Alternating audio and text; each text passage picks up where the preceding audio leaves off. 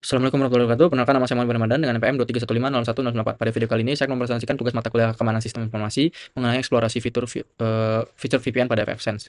Pada tugas kali ini saya mengimplementasikan teknik tunneling. Sederhananya itu kami membuat jalur private yang aman untuk jaringan publiknya itu supaya menghubungkan dua PC yang bisa berbeda. Jadi skenario itu PC A itu bertindak sebagai VPN servernya yang punya layanan web server di jaringan lokalnya. Kemudian PC B itu bertindak sebagai klien yang akan mengakses web server tersebut melalui jalur VPN yang telah dienkripsi. Oke, mungkin kita langsung saja ke setupnya. Pertama-tama, untuk membangun VPN tunneling ya supaya aman gitu kan, supaya kliennya bisa akses dan aman, itu langkah pertama kita, siapkan dulu sertifikat keamanan, ya ini masuk ke menu sistem, lalu Certificate Manager, di tab CIS ini kita membuat sertifikat authority baru, ini berfungsi sebagai badan otorisasi internal, yang jadi dia, gunanya validasi koneksi VPN nanti, dan ini kita beri nama VPN CA. Ini default saja. Kemudian selanjutnya di tab certificates kita buat sertifikat khusus untuk server. Pastikan juga ini metodenya internal certificate, certificate authority-nya ngarah ke VPN CA yang barusan tadi kita buat. Ini selanjutnya identitas digitalnya ya untuk server pfSense kita ya default saja. Selanjutnya kita masuk ke wizard, supaya konfigurasinya cepat juga kita pakai OpenVPN Remote Access Server Setup Wizard. Jadi pada pemilihan backend authentication-nya pilih local user access supaya kita bisa memanajemen user VPN langsung dari database pfSense. Kemudian selanjutnya juga di langkah ini wizard bakal minta kita milih CA dan sertifikatnya kita pilih VPN CA dan sertifikat server open VPN server yang udah kita siapkan di awal. Kemudian kita masuk ke server setup dan portnya, masuk ke konfigurasi interface. Kita pilih interface-nya itu WAN karena ini kan koneksi yang akan datang dari luar gitu kan, dari luar jaringan. Jadi protokolnya ini kita pilih UDP, ini default aja. Terus di sini nah ini ada kita perlu garis bawahi untuk local port, kita set 1195. Ini sesuaikan kalau misalnya default 1194 dan ini diberi nama deskripsinya KSI biar mudah dikenalin aja sih. Oke, selanjutnya pada bagian yang penting sih ini bagian tunnel settingsnya. Pertama ini IPv4-nya tunnel network kita isi 10.10.10/24, berarti dia itu untuk IP-nya 10.10.10/24 ya rentangnya sekitar 24. Ini lokal IP virtual khusus untuk jalur tunnelnya atau tunneling VPN-nya. Kedua, IP local network kita isi 192.168.1.101 ini sesuai dengan IP lokal di laptop PC atau laptopnya. Jadi ini IP jaringan di mana web server tuh web servernya tuh berada gitu kan. Kemudian pengaturan ini yang memungkinkan kalian tuh bisa mengakses web server tersebut lewat VPN.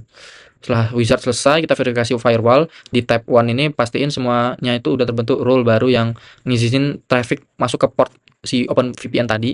Terus ya kalau misalnya role itu nggak aktif gitu, ya itu nggak bakal bisa connect gitu kan dari luar. Oke, mungkin kita coba dulu buat connect yang nggak bisa ini ya, yang nggak bisa masuk nih tanpa role tadi ya. Nah ini kita masukin IP-nya. Kita coba ini kan kita belum setup role-nya, kita masukin IP-nya. Apakah bisa web servernya terakses? Karena ini masih belum siap role-nya. Nah, ini kurang lebih cuma loading-loading aja, muter-muter aja. Karena memang belum di setup role-nya, gitu kan. Jadi dia nggak bisa diakses dari luar. Nah, ini dia. Cuma muter-muter aja, masih belum bisa diakses. Nah, dia akhirnya dia decide can reach, ya kan. Oke, mungkin ini untuk yang gagalnya karena belum di setup rules-nya. Nah, kemudian terakhir ini kan kita cek OpenVPN, kita pastiin lagi nih ada rule yang ngizinin traffic pass all atau allow supaya data itu bisa ngalir gitu kan dalam tunnel VPN ini. Jadi dengan ini dari sisi server tuh udah siap menerima koneksi gitu. Oke.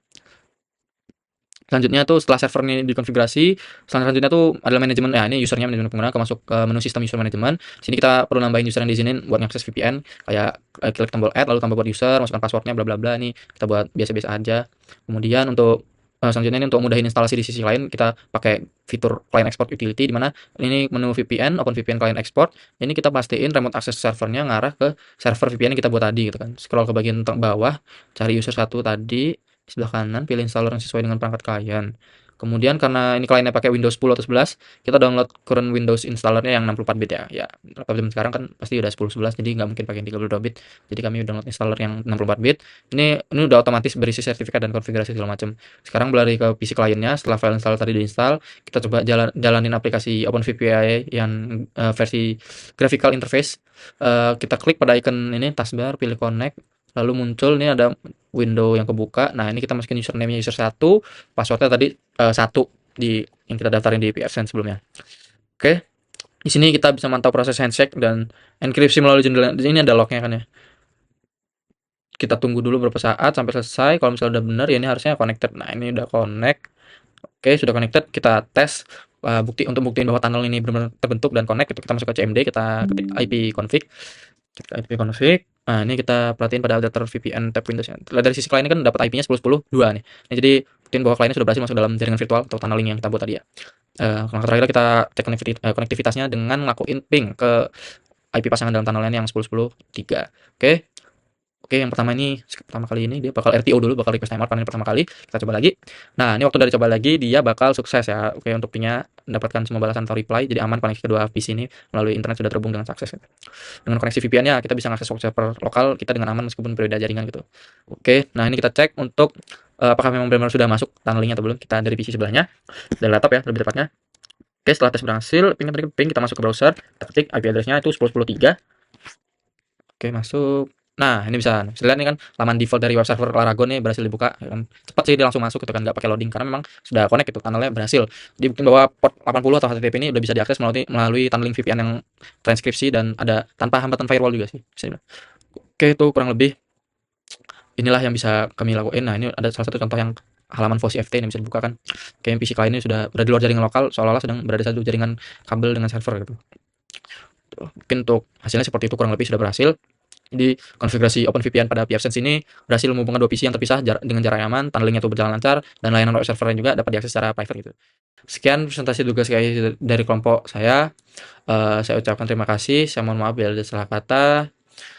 Waalaikumsalam warahmatullahi wabarakatuh.